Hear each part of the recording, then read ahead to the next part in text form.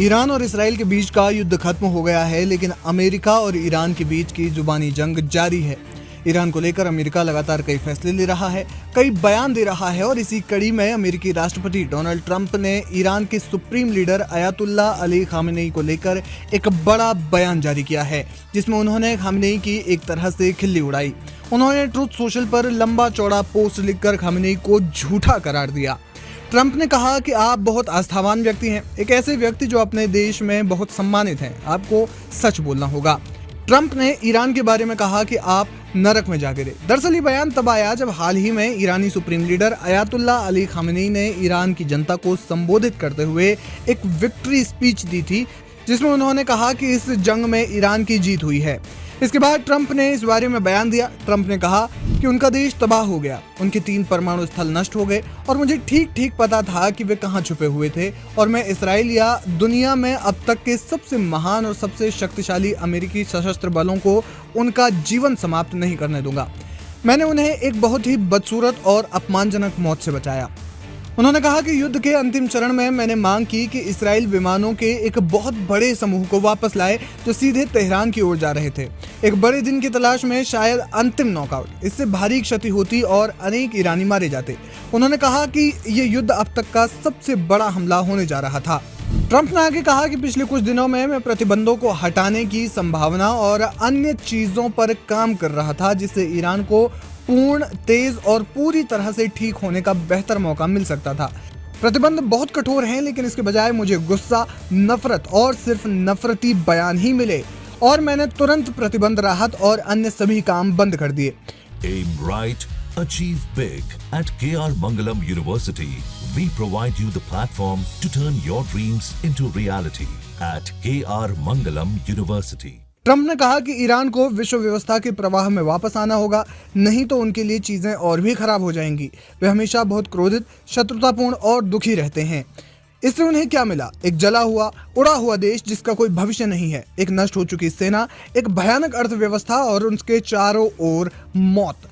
उनके पास कोई उम्मीद नहीं है और ये भी खराब होता जाएगा। हालांकि डोनाल्ड ट्रंप के इस बयान पर ईरान से भी कड़ी प्रतिक्रिया आई है। ईरान के विदेश मंत्री सैयद अब्बास अरागची ने कहा कि अगर राष्ट्रपति ट्रंप वास्तव में किसी समझौते पर पहुंचना चाहते हैं तो उन्हें ईरानी सर्वोच्च नेता अयातुल्ला अली खामेनेई के प्रति अपने अपमानजनक और अस्वीकार्य लहजे को छोड़ देना चाहिए और उनके लाखों ईमानदार समर्थकों को चोट पहुंचाना बंद कर देना चाहिए। बहरहाल ईरान के खिलाफ युद्ध तो समाप्त हो गया है, लेकिन जुबानी हमले जारी हैं।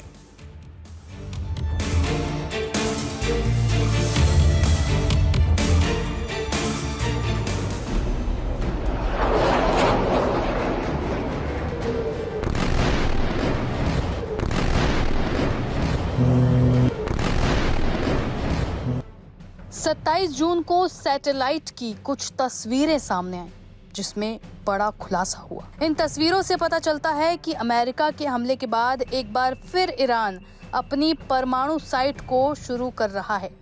दरअसल इन तस्वीरों के जरिए साफ तौर पर देखा जा सकता है कि ईरान ने इस भूमिगत परमाणु परिसर में स्थित एक टनल के प्रवेश द्वार को फिर से खोल दिया है, जिसे पहले सील कर दिया गया था। इस टनल को दोबारा खोलने के कारणों पर कोई आधिकारिक पुष्टि अभी तक नहीं हुई है, लेकिन ये घटनाक्रम ऐसे समय में आया है जब ईरान और अमेरिका के बीच परमाणु तनाव चरम पर है। CNN की एक रिपोर्ट के मुताबिक अमेरिकी जॉइंट चीफ ऑफ स्टाफ के चेयरमैन जनरल डैन कैन ने सीनेट को बताया है कि इस्फहान साइट पर हाल के अमेरिकी हमले में बंकर बस्टर बम का इस्तेमाल नहीं किया गया था। इसके बजाय एक अमेरिकी पनडुब्बी से टॉमहॉक मिसाइलें दागी गईं, क्योंकि इस्फहान की परमाणु फैसिलिटी इतनी गहराई में छिपी है कि बंकर बस्टर बम अप्रभावी साबित होते। अब अमेरिका के इस बयान के बाद ईरान ने फोर्डो परमाणु साइट पर खुदाई भी शुरू कर दी है। मैक्सार की 27 जून की सैटेलाइट तस्वीरों में ये देखा जा सकता है कि फोर्डो साइट पर मिट्टी हटाने वाली मशीनें और ट्रक के साथ जेसीबी काम कर रहे हैं। ये वही साइट है जिसे अमेरिका ने अपनी बमबारी में निशाना बनाया था। इजराइल का अनुमान है कि ये गतिविधियां उस संवर्धित यूरेनियम को निकालने की कोशिश हो सकती हैं, जिसका अब तक कोई पता नहीं चल सका था। World-class faculty, cutting-edge labs, and immersive learning. A vibrant campus life beyond the classroom. SGT University, nurturing future leaders. इस मामले पर अमेरिकी विदेश मंत्री मार्को रूबियो ने कहा है कि फोटो में 60% तक समृद्ध यूरेनियम मौजूद था, लेकिन ये तय नहीं है कि हमला होते समय वो वहाँ था या नहीं। वहीं इस बारे में अमेरिकी रक्षा मंत्री पीट हेग्सेथ का दावा था कि हमारा हमला सटीक था और हमने साइट की क्षमताएं खत्म कर दी हैं। वहीं IAEA ने भी बयान जारी कर कहा है कि फोर्डो के सेंट्रीफ्यूज फिलहाल ऑपरेशनल नहीं है, लेकिन एजेंसी ने यह भी बताया कि स्थिति की असल जानकारी स्थल का निरीक्षण करने या भरोसेमंद खुफिया इनपुट से ही मिल सकेगी। साथ ही इसके बाद अमेरिकी राष्ट्रपति डोनाल्ड ट्रंप ने 27 जून को ईरान के खिलाफ फिर से कड़ा रुख अपनाने की बात कही है। जब उनसे पूछा गया कि वे जरूरत पड़ने पर ईरान के परमाणु ठिकानों पर दोबारा हमला करेंगे तो उन्होंने साफ शब्दों में कहा, हाँ बिल्कुल, बिना किसी सवाल के। गौरतलब है कि अमेरिकी सीनेट में रिपब्लिकन पार्टी के 53-47 के बहुमत ने ट्रंप के फैसले का खुलकर समर्थन किया है। ज्यादातर रिपब्लिकन सांसदों ने ईरान को अमेरिका और उसके सहयोगियों के लिए खतरा बताया और ऐसे में ट्रंप की त्वरित कार्रवाई जरूरी है। सांसदों ने पिछले हफ्ते ट्रंप द्वारा कांग्रेस की मंजूरी के बिना ईरान के 3 प्रमुख परमाणु ठिकानों पर किए गए हमलों का भी समर्थन किया था। उनका कहना है कि राष्ट्रपति को संकट की स्थिति में त्वरित निर्णय लेने का अधिकार होना चाहिए।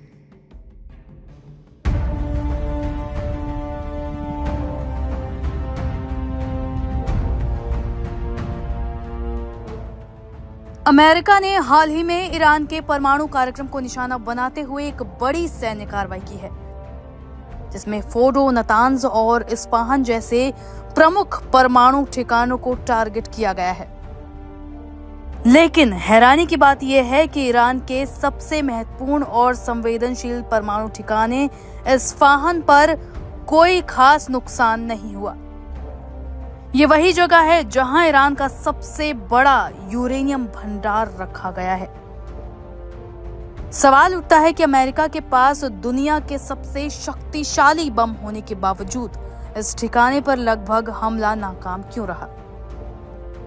पेंटागन के मुताबिक इस्फहान का परमाणु ठिकाना जमीन के इतने अंदर बना हुआ है कि अमेरिका के सबसे ताकतवर बंकर बस्टर बम भी वहां तक नहीं पहुंच पाए।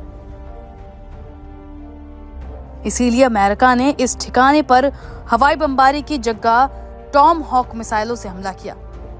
हालांकि एक्सपर्ट्स का मानना है कि ये हमले केवल सतह तक सीमित रहे और अंदर मौजूद महत्वपूर्ण परमाणु सामग्री तक नहीं पहुंच पाए। अमेरिका की खुफिया एजेंसी का अनुमान है कि इस्फहान में ईरान का करीब 60% संवर्धित यूरेनियम भंडार छिपा है। ये संवर्धित यूरेनियम किसी भी देश को परमाणु हथियार बनाने की क्षमता दे सकता है। इसका मतलब है कि इस्फहान पर हमला नाकाम रहने से ईरान की परमाणु ताकत पूरी तरह खत्म नहीं हुई है। कहां गया यूरेनियम? रिपोर्ट्स की माने तो ईरान ने हमले से पहले कुछ यूरेनियम को इन ठिकानों से दूसरी जगह शिफ्ट कर दिया था। Aim right, achieve big. At KR Mangalam University, we provide you the platform to turn your dreams into reality. At KR Mangalam University. हालांकि इसके बावजूद अमेरिकी राष्ट्रपति डोनाल्ड ट्रंप ने दावा किया कि कुछ भी नहीं हटाया गया था, लेकिन एक प्रेस ब्रीफिंग में शामिल सांसदों ने स्पष्ट किया कि यूरेनियम की सटीक मात्रा और स्थान की जानकारी फिलहाल किसी के पास नहीं है। विशेषज्ञों का मानना है कि हमले से ईरान की सैन्य क्षमता को आंशिक नुकसान जरूर हुआ है, लेकिन परमाणु खतरा अभी पूरी तरह से टला नहीं है।